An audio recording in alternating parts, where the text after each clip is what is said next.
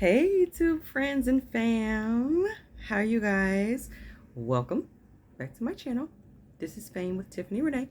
Freedom of artistic means of expression. On this channel, we talk about metaphysics, spirituality, law of attraction, everything and anything to get up in here, synced in with up in here, so we can get synced in with what's out here. If you've been here before, welcome. If you're new to the channel, welcome. And welcome back to anyone who's been here before.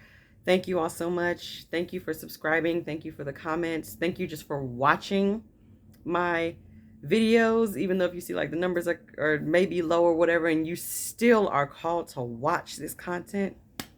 Thank you. I appreciate you so much. So I've been filming the last maybe hour and a half or so. This is my third video I'm gonna do. So yes, same outfit. Because it's the same day. I have to do them when I'm inspired, you know? That inspired action, like my previous video. I have one more video that I will probably film later on during the weekend sometime. Because it's a bit more of a heavy topic-ish, you know? Because it's really broad and up for interpretation. So, but this video, we are going to talk about something I just glossed over like for half a second in my previous video on relationships and entitlement. Check that out. It should be up momentarily if it's not fully posted yet. It should be up there now. So this video, I wanted to talk about something else that has been heavy on my heart. Not even really heavy. I don't even want to affirm that it was heavy, but something that I've been mulling around a lot. Okay. And that is fault/blame versus accountability/responsibility. Now, I want to talk about this because I've noticed patterns. There's me and my patterns again. I'm telling you, I've always kind of noticed things, even, you know, when I was younger. But as I've been going on my like spiritual journey and just working on being more aware and more conscious, especially in deliberate manifestation, I have been noticing patterns, like just patterns of behaviors, patterns of thought, patterns of content, and just patterns all over, really. And I've kind of been intrigued as to where this sudden strengthening of observation has been taking me. So I have been observing, okay, this interesting response when it comes to the words fault, blame, accountability, and responsibility. Now, fault and blame are interchangeable. And both of those words seem to be triggering because people interpret them the same way. If you're saying something's my fault, that means you're blaming me for it happening or not happening or whatever. Either way, it has a relatively low vibrational response to it because it kind of makes you feel like you've done something wrong and therefore you become defensive, right? It puts you on attack mode because you feel like someone is attacking you. If someone says that, well, this is your fault and, well, you're the one to blame, it's an immediate like, oh, what? It immediately repels you, and it kind of, you tighten up, and, you know, you kind of get into that fight or flight response, you know, sometimes, and you feel like you're bracing for battle, like you're feeling like someone is attacking you. You feel attacked, and so you immediately get on the defense, right? Most people respond that way when they're told something about fault or blame. When it's about them, now they will place blame everywhere else with no problem in a heartbeat. But when it's about you, when it's directed towards you, like towards the individual, it's like, I don't like that. We don't like how that feels, right? Because it has a negative connotation associated with it, that you've done something wrong. And we don't like to know that we've done something wrong. We don't like to know that we are responsible for maybe causing harm or shame or trauma or anything like that on somebody else. So we'll deflect it, right? We'll deflect it and try to blame it on something else, or we'll get defensive and argue all of the reasons why it's not our fault. And if we do want to take some type of, accountability or whatever for it, it's very little. And it's said like in a throwaway type of way. It's like, okay, I'll take responsibility for my part of this and this and this, but the rest of that, it'll turn into that, right? Accountability and responsibility that has a totally different energy, right? Accountability and responsibility, it's not as intense of an energy. Sorry, I feel like I have lipstick on my teeth. That's why I keep doing that. But it's not as intense as the word blame and fault, right? But when you tell someone you got to be held accountable or you have to be held responsible, still doesn't make you feel like sunshine and rainbows. Still, you know what I mean? It's not as intense of a defense goes up as in someone saying the word fault or blame, but we've been conditioned to believe that accountability and responsibility is equal to fault and blame. Therein lies the rub, because that is 100% ex-nay, not true in any way, shape, or form at all. And here's my understanding as to why. Will Smith, the actor, had a video that went viral maybe a year or two ago called Fault versus Responsibility. And in the video, it's him talking and he's explaining how it's not your fault if someone did something to you, but it is your responsibility to heal from whatever was done to you. It really is a pretty powerful video. It's circulated all over the place. You could probably type in Will Smith fault versus responsibility.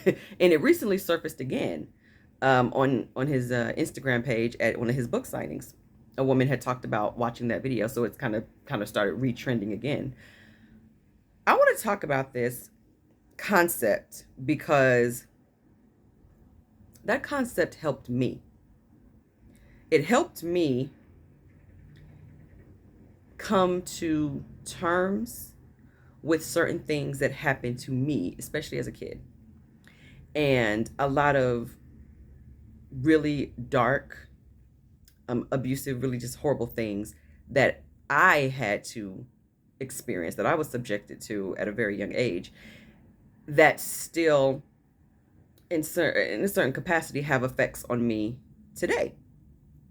And about how I operate and how I think about myself and about the world and things like that. So I've been really having to use my practice of law of attraction and just learning about metaphysics and energy and frequency and quantum physics and all of that stuff to help guide me to healing, first of all, and then guide me to a place of understanding and wisdom, finding the wisdom in that understanding. And the biggest issue that I had was blame. That I blamed myself for the things that had happened to me.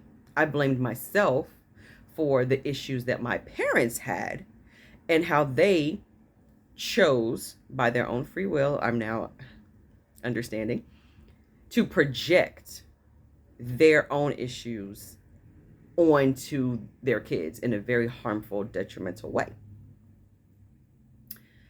which scars you. Internal wounds are no joke. Okay, if you've ever been victimized in any capacity, especially as a kid, those wounds run deep.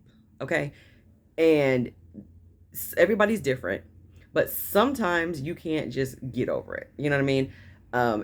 You fall on all different parts of the spectrum with that. Some people can operate as if it never happened. They never think about it again. Some people, it completely consumes who they are, and they just go down this path of destruction because they just, feel so broken. And then there's people who are just kind of in the middle, who are just kind of in this gray area of, yeah, I can function and, I can contribute to society, but I still have triggers and I have issues stemming from these things.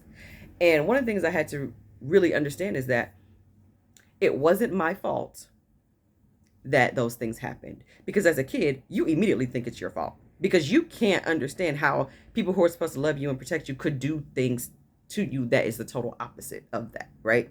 So you must think that, well, I did something wrong.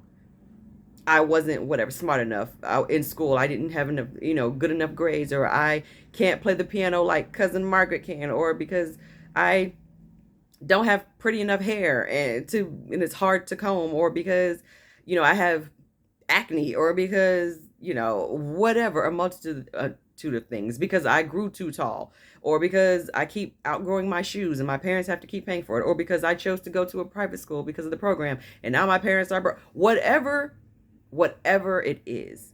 It could literally be anything, right?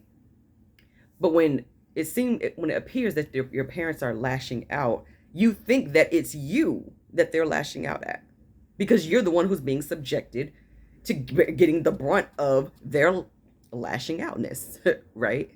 That's a word. So you internalize that and you just think it's your fault. It's your fault. It's your fault. That's the only way your small little child brain can process what's happening to you, is that you go inward and you assume that it's you, that it's something about you that caused that to happen.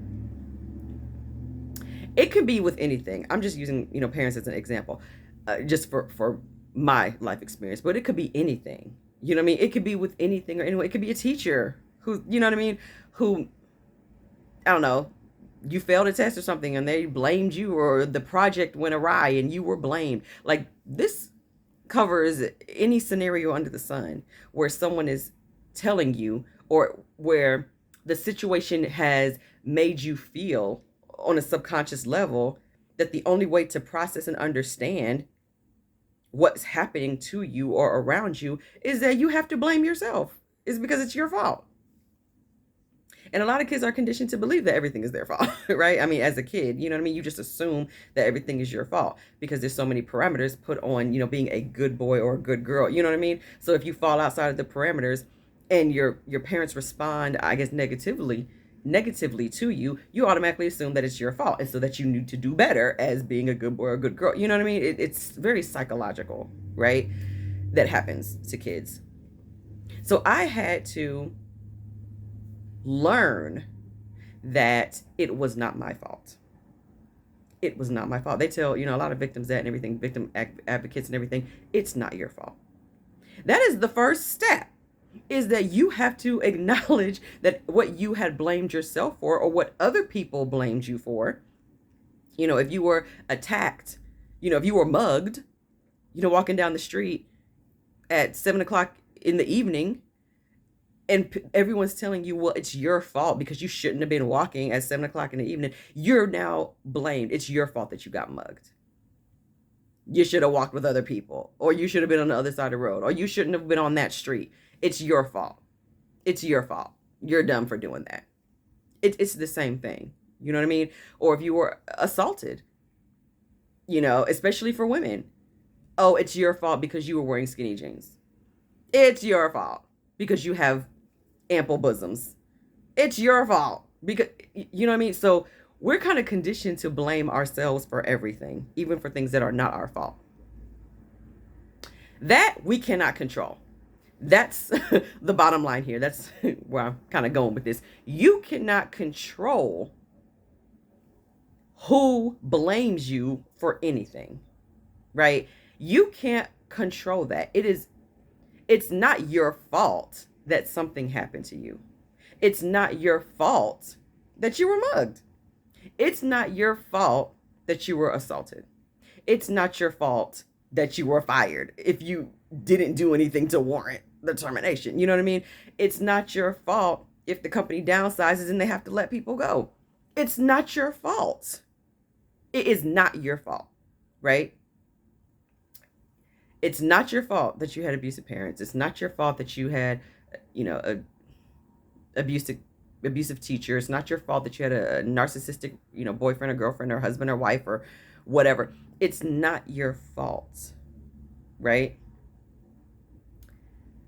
So when it takes the pressure off, when you know that something isn't your fault, it takes the pressure off because you're like, this was an outside circumstance that happened to me, something that I could not control, that someone else who had free will imposed upon me. That is not my fault. I'm not the one to blame for that. Where things get tricky with the word fault and blame is when something that you did that caused a mess up. And it is you. It is your fault, technically, that something did happen. It is something that was in your control to handle, and you chose not to. You chose to ignore it, right? Let's say, I don't know, you needed an oil change for the last 4 months and you completely ignored the fact that you needed an oil change. You kept making conscious decisions not to get it changed just because you just can't be bothered to sit and wait on it or do whatever, for whatever reason, right? So you procrastinate and you procrastinate and you procrastinate, and then your engine blows out. I don't know. I don't know cars, but your engine blows out. Okay, that's your fault. You know what I mean? Because you did not take the appropriate action to see about your car. If you're working on a project and you've got a deadline and you're telling yourself, oh, I'll get it done. I have plenty of time. I'll get it done. And you go and you do you and you go to karaoke and you just have a good time and you whatever. You're doing everything except working on the project. And then all of a sudden, it's the night before the project is due at 8 a.m. Monday morning, and it's 7 p.m. Sunday night, and you're scrambling trying to get it done because when you finally do look at it, you realize it's a whole lot more parts than you thought it was going to be based on the previous projects. So now you have to scramble to figure that out, and you slap together a horrible project, and then you present it Monday morning, and then they're like, okay, this sucks. This is horrible. You're off the project, or you're fired, or you're suspended. Like, this is terrible. You've had 4 months to work on this, and this is what you came up with. This is terrible. You're off the project. You're off the team. That is your fault. You are to blame for that because you did not take the appropriate action that you had control over to work on the project, see what it required, and get it done accordingly. That is your fault. Now, accountability and responsibility. This is where this ties in. I hope this is making sense so far because I feel like I'm just kind of all over the place because there's a lot I want to say, and it's just, I feel like I'm not talking as fast as my brain is thinking. So bear with me. Accountability and responsibility, like I said before, we have been conditioned to believe that it goes hand in hand with blame and fault, which is not true. Being held accountable and taking responsibility for something, it's not anyone blaming you for anything. In my interpretation, it's not blame. No one is saying that it's your fault that, something that was out of your control, happened to you. It's not your fault that you were abused. It's not your fault that you were attacked. It's not your fault that you were mugged. It's not your fault that you were assaulted. These things have no bearing on you whatsoever because you did not impose those things on yourself, right? Now, we could say energetically, somehow, some way, it was attracted to you. It manifested from a multitude of energetic sources, but we're not talking about energetically, right? Well, even though that's a factor, we're just talking about what we consciously know that we had no control over. We consciously knew that we couldn't overpower our parents or power our attacker or our mugger or whatever, right? However, there is a responsibility that you have to yourself, right? You have to hold yourself accountable for the fact that maybe you have not been doing the work to heal whatever wounds transpired as a result of those things. It is your responsibility and yours alone to decide, I was hurt and I don't want to hurt anymore. This is not going to continue. It's my responsibility to make that choice. It is my responsibility to go and seek out means that's going to help me heal, whether it's going to therapy, joining a support group, getting into meditation, getting into a spiritual practice, or leaning on your religious beliefs, or whatever that is. It's different for everybody, but it is your responsibility for that. It's your responsibility to heal whatever trauma you experience. It's your responsibility to heal everything that has happened to you internally, emotionally, mentally, psychologically, as a result of those things that happened that were out of your control. It's not the responsibility of the person who inflicted it on you. It is your responsibility. Which I know it seems unfair, like, oh, this person can hurt me, but they have no responsibility to heal me. I know it sounds unfair. However, that is the way life works. That's how humans work, because nobody can hurt enough for you to feel better. Abraham Hicks has this wonderful saying that she always says, you can never feel bad enough to make someone else feel well. You can't. You have to do that work. You have to take responsibility for your own life and for your own well-being, for your own circumstances. That is no one else's responsibility to you but you. You are your biggest priority. You are your biggest responsibility. Taking accountability is something else, because there are times when we do find ourselves in situations that we probably caused sometimes. I mean, let's be real here. We're not all exempt from messing up. Sometimes we mess up. And instead of taking accountability, because we associate it with blaming ourselves, and we don't like how that feels, and so we automatically get defensive. Instead of taking accountability and saying, you know what, I played a role in this, and I'm taking responsibility for my part. I'm holding myself accountable for the things that I didn't do but knew I should have done and didn't. Or I'm holding myself accountable for the role that I played in why this relationship met its demise. I'm taking accountability for that. And I'm going to look within. I'm going to figure out why I react that way. And I'm going to work on myself, and I'm going to do better. That is what taking accountability is. It's not beating yourself up about it. It's not being harsh about the situation. It's not, talking horribly to yourself. It's not doing any of that. It's simply an acknowledgement of error. You erred, and you're taking accountability for that error. There is nothing wrong with that. There is no shame in holding yourself accountable to anything. And that goes for everything. Look at the world around you. Look at the world around you. If it is a world that you would kind of wish would change, if it is a world that you don't really love looking at, if it's a world where it lowers your vibration and you're not feeling the 3D reality right now, ask yourself, What am I doing that's contributing to me seeing what I'm seeing? What am I doing? What am I thinking that is contributing to the universal laws orchestrating themselves to present more of this thing that I don't want to me? What am I doing?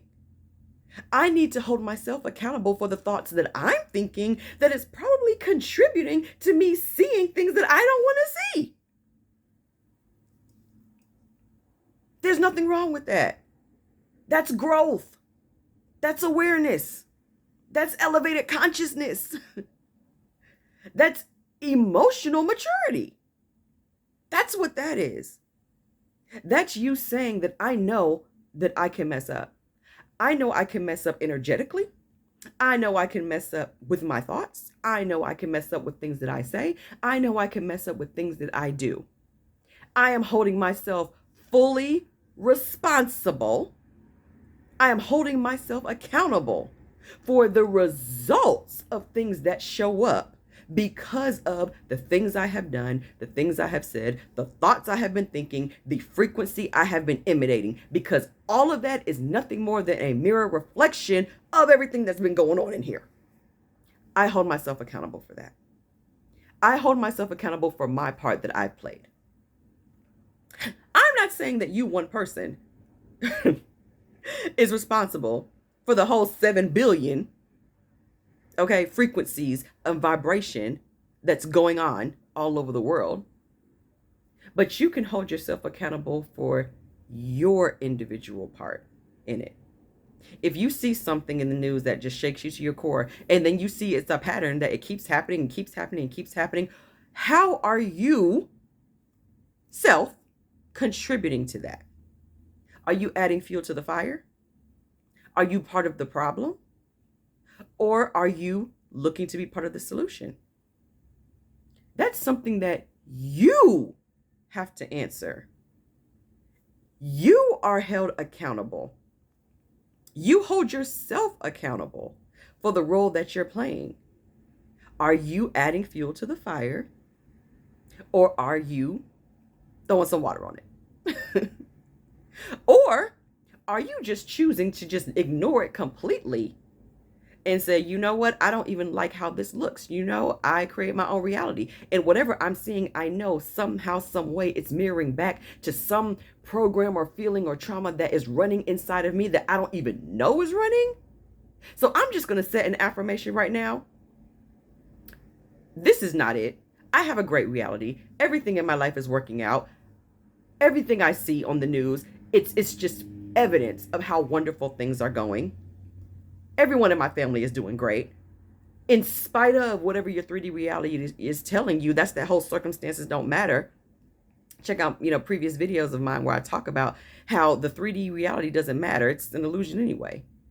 It's only a result of the thoughts that the collective consciousness is thinking constantly. It's just regurgitating. It's mirroring back to us what we really think about ourselves.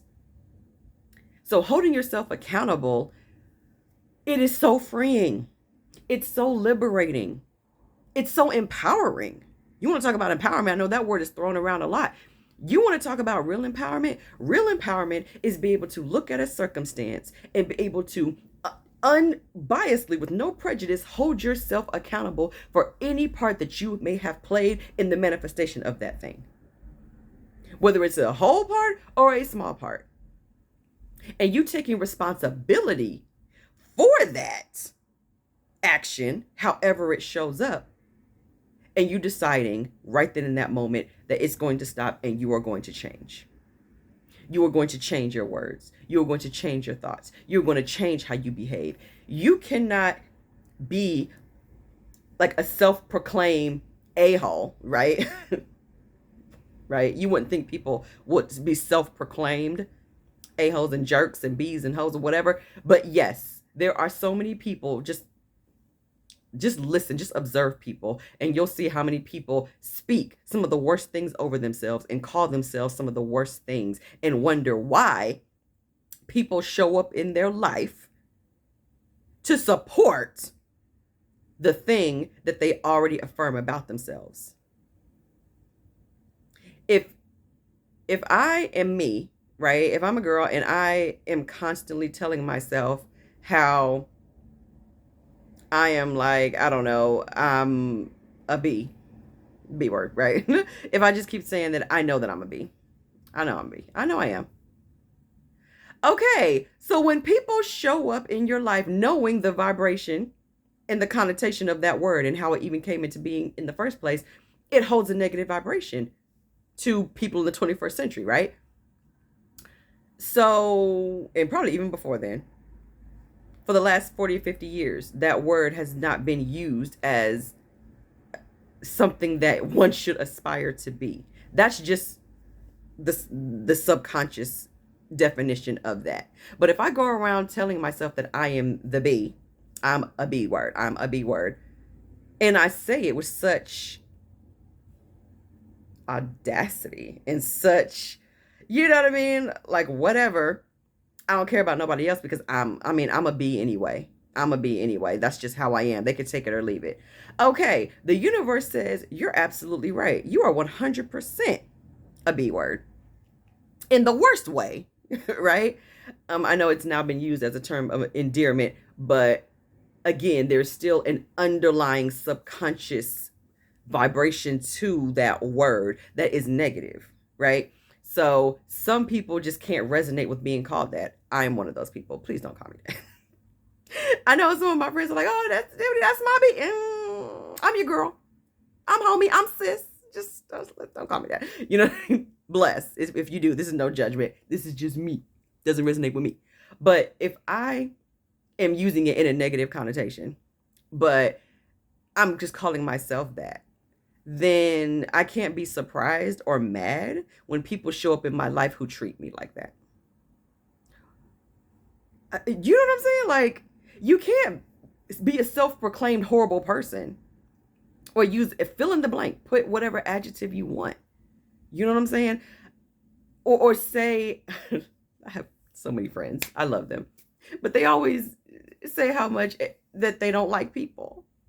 Like, that's an affirmation. They always say I hate people because I can't stand people anyway. I hate people. And I hear that so much, not just from friends in my life, but from just the average people, just in observation.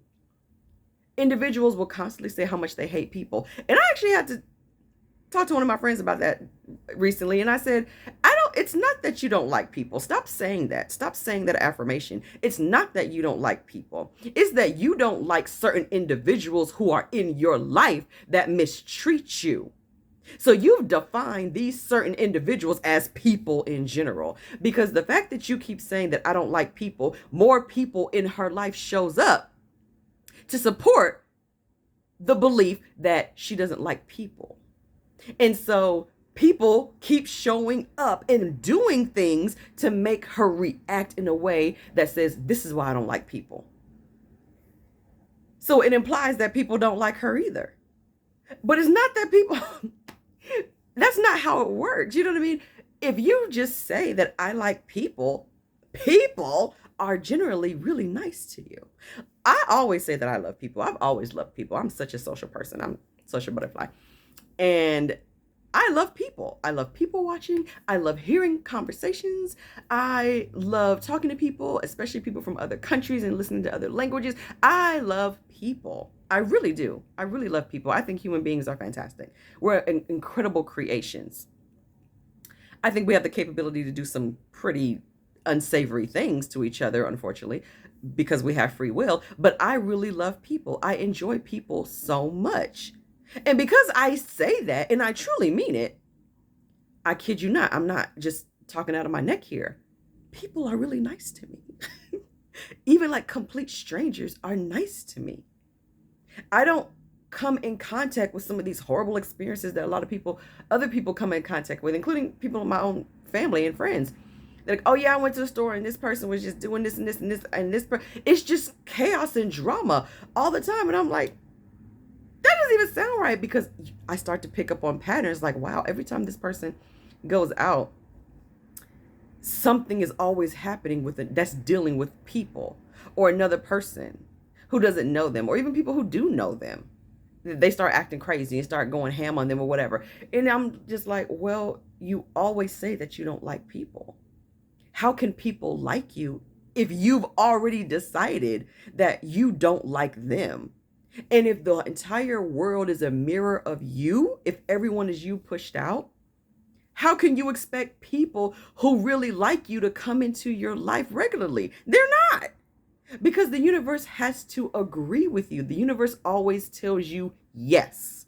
Whatever you say is. If I say I don't like people, the universe says you're absolutely right. You don't like people. Let me show you just how much you don't like people. So I'm going to send you all the evidence, whether it's on TV, on social media, on the radio, in the grocery store, at the gas station, at the dance hall, whatever, to support just how much you don't like people, because these people are going to trigger the part in you that doesn't like people. And then you'll be walking around like, people suck. Everyone's always mean to me. I don't understand. Really? You don't? You haven't connected those dots? That people don't like you because you don't like people. Makes sense, right? So if you just, this is just one example. And I talked to my friend and we laughed about it because I told her, you like people. Like, you're from a huge city, like, you like the arts, you're into, theater and ballet, you and all these type of things, like, you love dancing and music and stuff. Like, girl, you like people. You just don't like some of the people who are in your circle. That you don't like individuals. You cannot like individuals. But to make a blanket statement that you don't like people at all, and then you're surprised when negativity shows up all the time, it's because you've already decided something. It's a program that's running that's probably based off of certain circumstances that certain individuals have caused. And you've taken that and used it as a blanket to judge all people by those individual circumstances, right? Take it how it applies to you. This can apply to anything. Take it how it applies to you. And it could be food. If people are like, oh my God, carbs are horrible, carbs are horrible, carbs are horrible, carbs are refined sugar, stay away. Because they're bad for you, they're bad for you, they're bad for you. Okay, the universe is like, you're absolutely right, you're absolutely right, you're absolutely right. And people can argue, bless, that, well, look at all these studies and all these facts and all this evidence to support how horrible carbs and refined sugar is for you. Look at all this evidence. Look at what it does to the body. Look at all this evidence. Of course, you're going to have evidence to support that because that is what you believe to be true. You've said it so much, you subscribe to somebody's idea who said it first, and then it resonated with you, and you took that on as a belief system, and now the whole world, the way you view the entire world through the lenses that you see, is a world where carbs and refined sugar are bad. So you are only going to get evidence to support how bad carbs and refined sugar are. But if it's somebody who doesn't believe that, like myself, for my own personal reasons, check out my video on my weight release journey, how I dropped 30 pounds, eating all the carbs and refined sugar that I could possibly eat and more. Because I decided in that moment, after 20 plus years of following that belief system, that carbs and refined sugar are bad for me and they make me fat and they do all these horrible things and they give me acne and they give me whatever. I stopped believing that last year. I just stopped believing it because me believing in that was not helping me. I wasn't losing weight. I wasn't staying inspired. I wasn't motivated. Like, I explained all that in that the video, how I manifested weight release by changing my belief system, and also in my video for inspired action versus motivation. Check out those 2 videos of mine, and I explain all of that. I decided that I didn't want to deal with restriction anymore. I love carbs and I love refined sugar, and I did not want to restrict that from my diet and from my life. I have one time to do this life right here in this time space reality right now. I have one time to do it. It's not a dress rehearsal. I don't get to do this over again. I have one time to do it. And if I want to enjoy carbs and refined sugar while I'm on this planet, I have a right to do so. That's my personal choice. That's my free will. So, being that I had a program that said, "Girl, if you do this, it's downhill for you," I had to change that program. I decided in that moment, when I had decided to start working out, when I was inspired to work out last year, that I didn't want to diet. Excuse me. It was triggering for me, and I just don't like it. It's so triggering and so heavy and so psychologically draining for me. I said, there's got to be another way. There's got to be a way where I can shed pounds and inches and still eat what I want. And sure enough, ask it and it's given. I came across something on YouTube, and the universe brought me answers. And it brought me women who are actually living their life doing that. And they're fit and they're fantastic. And they've had kids. And they look better than they even did in high school, according to them. And I was like, this resonates with me. What did you do? And I'm listening to their testimony, and literally all they did was change their mind. They just conditioned themselves. They set a new belief, a new affirmation, and they just repeated it over and over and over again. And then ultimately they started to believe it, and then their body lined up. I can eat as much as I want of certain types of foods or whatever, and I will always have my ideal body. I will always be fit. I will always be healthy. And their body adopted that belief system. Everything is literally a result of what you believe all the time. Zero exceptions. What you believe to be true is true. What you believe to be true is true. And I adopted that. And by eating carbs and refined sugar almost daily, I have released over 30 pounds in the last year and a half. I'm just saying, it can be done. And there's evidence to support other people who've done it.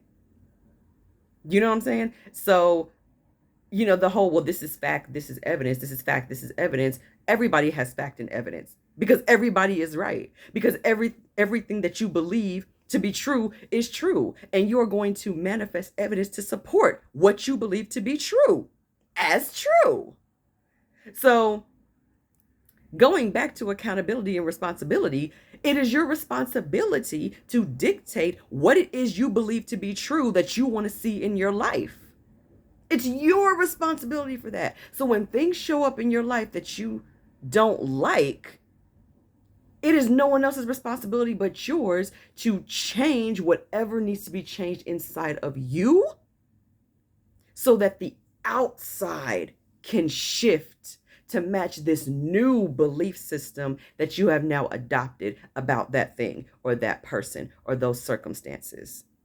That is the only way life works. We are having an experience because we believe things in. That is how life keeps happening. We are constantly manifesting. You manifest your next breath because you expect it to be there. You expect everything to happen because you're manifesting on autopilot. Check out my video on default manifestation versus deliberate manifestation. That's what I mean. It's nobody's fault when outside circumstances are imposed upon you, but it is 100% your responsibility to take accountability for how you respond to those circumstances and do the inner and mental work to shift the hurt, the fear, the pain, the trauma, the wounds, to shift that out of you so you can open up a new channel. A new neurological pathway can be created in your brain with that new belief system. And then with repetition, that will become your new belief. And once that becomes your new belief, literally, your entire world will change. It has to change because it has to match what you now believe to be true. Now, all of this, disclaimer, okay? All of this is based on Tiffany Renee. This is my personal experience. This is my path. This is my journey. This is what I have experienced. I'm not here to debate anybody. I'm not going to tell you that you're right or you're wrong. Bless, you have your own experience in what works for you. Okay?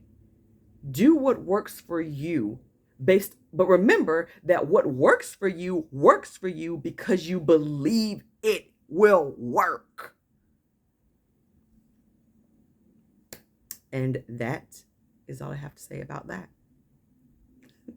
I know this video is really long. It's way longer than I expected. It's 45 minutes long. If you are still with me, thank you for sticking around to the end. I appreciate you so much. I hope that something that I said resonated with you. I really, really do. And I really want people to stop being afraid of the word accountability and responsibility. That is a great thing. It is a wonderful thing to know that you can hold yourself accountable to things. It's great to know that you can take responsibility for yourself, not for anybody else. You get to take responsibility for you, which means you get to change you. And nobody can change you but you. And when you change you, the world around you changes. And I'm saying this from personal experience. Yes, I know a lot of other people in the community talk about this, as above, so below, as within is without, you know what I mean? And all these other incredible things, that have been circulating, and they're all true. They're all true. It all starts with the self. Focus on the self. Focus on you. Focus on you. And then everything else will fall into place. Love on yourself. Focus on yourself. Forgive yourself. Give yourself permission to make mistakes and get yourself back on track. It's okay for you to err. And it's okay for you to take accountability and acknowledge that error. When you know better, it's okay to do better. It really is. It is okay to know better and to do better. Even if it's not cool to do anymore, it's okay to do it. Let's make it cool again. Let's make it cool. Let's make it cool to take accountability for our own lives. Let's make it cool to accept responsibility for things that we can change and for the roles that we play in life. Let's make it cool to do that. Okay? Take care, everyone. Again, like, share, subscribe, hit the bell icon so you will be notified when I post more videos, which hopefully will be more frequently. I do have one more video that I do want to post, hopefully sometime this weekend. And it may be long, kind of like how this one is. So stay tuned for it. It's going to be called, Are You Unintentionally Emotionally Abusive? And that was based off of a conversation that I had. And that was a very powerful question that I asked myself, like, are you unintentionally emotionally abusive sometimes? And we'll go down that rabbit hole. So take care. Leave me some comments. Tell me about some incredible stories of you manifesting things once you took accountability. Let's talk about it. Love you guys. I appreciate you. You're great. You're fantastic. You're fabulous. And I love that you have free will to be whatever it is that you want to be. Speak it into existence. That is a real thing. That is not just lip service. Speak it into existence. You don't even have to believe it, but just speak it. Speak it. Just speaking it alone. Catching those negative thoughts. Catching that ego trying to blame you for stuff that's not your fault. And catching that ego when it's trying to get you to talk yourself out of something that is your fault. Catch that ego when it's trying to get you to not take accountability for your life and for your parts that you play in co-creating with this universe. Take the bull by the horns. You got this. Take care. Love you guys. Bye.